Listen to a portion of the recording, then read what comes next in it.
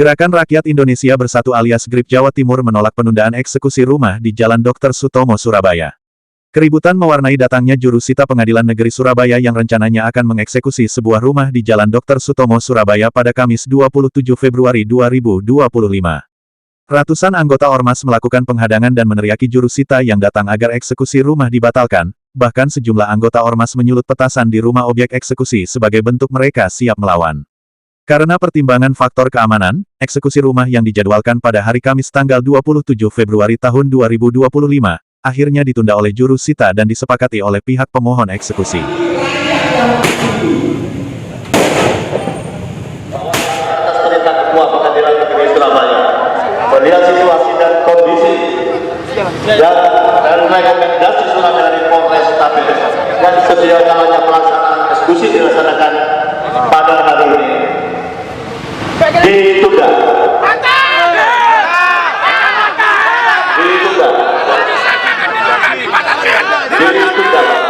Sebelum semua itu dari pimpinan, kami sebagai pelaksanaan di lapangan, semua ditentukan oleh pimpinan. Terima kasih. Assalamualaikum warahmatullahi wabarakatuh. Semuanya teratur, dan terhormat. Terima kasih juga ucapkan juga bagi yang sudah membacakan ini, ya.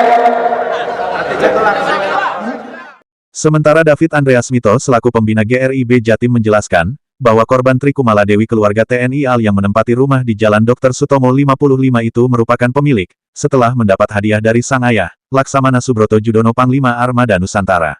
Rumah ini telah ditinggali oleh keluarga Ibu Tri sejak 1963 dengan surat izin. Rumah ini kemudian dibeli oleh keluarga Bu Tri pada 1972 dengan pembayaran secara lunas sekitar 400 juta rupiah saat itu, terangnya, Kamis tanggal 27 Februari tahun 2025. Permasalahan muncul sejak tahun 1991, saat Tri digugat oleh Hamzah Tejakusuma atas objek yang dimiliki dengan dalih memiliki sertifikat HGB nomor 651 Kelurahan Sutomo. Namun, gugatan itu dimenangkan oleh Tri pada 1997 karena bukti yang dilampirkan penggugat, berupa HGB, sudah habis masa berlaku sejak 1980.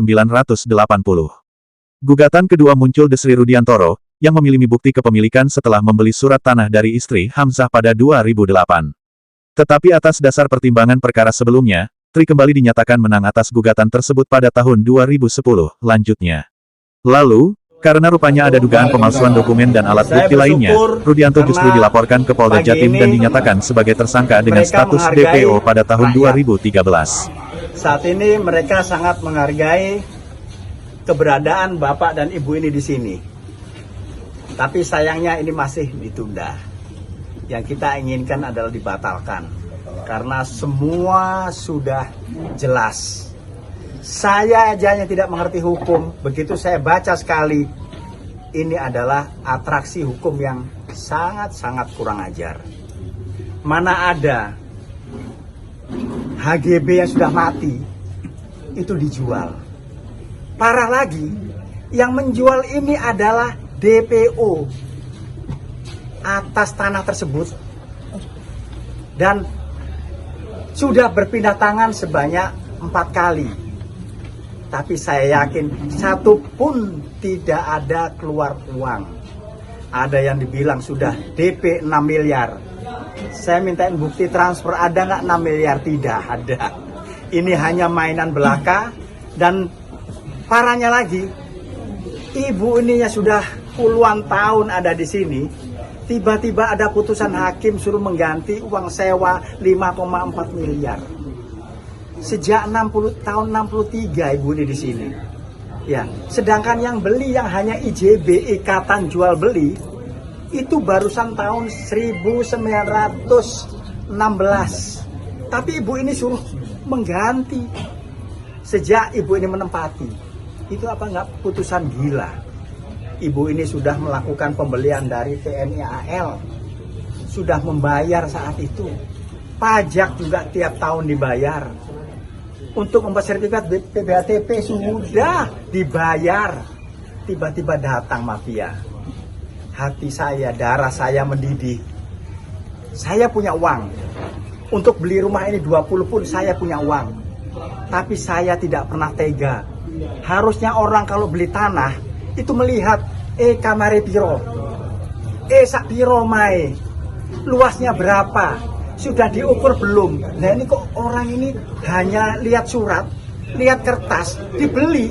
Nggak peduli di rumah itu ada orang, nggak peduli di rumah itu ada kucing. Notaris ini juga kurang ajar. Notaris seperti ini harus dimasukkan penjara. Ada kewajiban notaris kalau melakukan jual beli itu adalah checking. Ini tanah ini bermasalah apa tidak? Dengan bangganya, dengan gagahnya, masalah gak masalah, tak tuku tanah ini. Apa ndak mafia itu seperti itu? Mas Yono wonge tak tuku iki. Surat iki. Saya bilang bukan surat ini, kertas.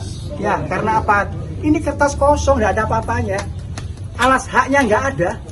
Loh, masa suruh bayar 5,4 miliar untuk orang yang tidak punya alas hak? Itu teman-teman. Jadi grip di sini. Awalnya yang eksekusi kemarin yang batal itu saya tidak mau menurunkan anggota grip. Betul. Harusnya kemarin anggota grip saya pikir namanya orang dieksekusi, ya orang itu pasti salah. Ternyata setelah saya telaah, saya pelajari sebentar aja saya bilang, ini gendeng ini. Pengadilan ini gila. Borongan, PNPT, kasasi diborong berapa itu? Jadi ini hanya sisi kemanusiaan. Sisi hukum nanti kami serahkan, kami akan hearing ke Komisi 3. Kami minta hakim-hakim seperti itu harus dipecat. Jangan menyeret orang ini keluar untuk dari rumah ini. Sebaiknya hakim yang diseret dari kantornya untuk keluar dari kantor situ. Setuju. Itu yang akan kita lakukan. Sesuai marwah dari pemerintahan yang baru ini, kita berantas mafia hukum, kita berantas mafia tanah, kita berantas mafia peradilan. Siapapun yang diperas oleh aparat penegak hukum, bilang ke kita. Kita akan ada di depan. Begitu teman-teman. Jadi yang saya bicara ini adalah kemanusiaan. Saya berharap sekali, mending sadarlah setelah ini. Jangan hanya ditunda, batalkan. Tolong pesan dari mulut saya Bapak Handoko, jangan jadi orang jahat. Kamu harus memohon untuk dibatalkan. Kalau kamu memang ini pesan buat Pak Handoko, kalau kamu punya bukti bahwa kamu pernah transfer ke orang yang kamu beli tanahnya, beli kertasnya, Beul.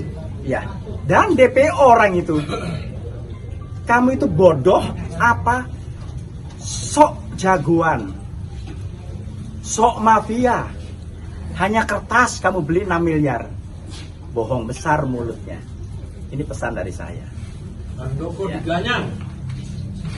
Ya, saya peringatkan, nanti Handoko segera perbaiki dirimu, segera bermaaf-maafan dengan bapak dan ibu ini. Saya akan senang sekali kalau bisa terjadi kerukunan. Ya, kalau mau banting-bantingan, jelas Handoko kalah. Saya peringatkan ini, jelas Handoko kalah. Ya. Dok, apakah ini kan penundaan dok, artinya kan tidak menutup kemungkinan karena belum dibatalkan kan? Artinya apakah ada upaya hukum dari pihak ibu Saya ini? minta nanti dari pihak-pihak yang berkaitan segera membersihkan diri sendiri. Tapi kami sudah ada upaya hukum untuk melihat ini benar atau tidak. Kita sudah melaporkan ke Bareskrim. Ya. Kita sudah melaporkan ke Bareskrim dan akan kita kawal dengan sungguh-sungguh. Siap. Ya, saya mau begini awalnya hanya perintah Hercules kepada ketua DPD. Ya, saya menolak.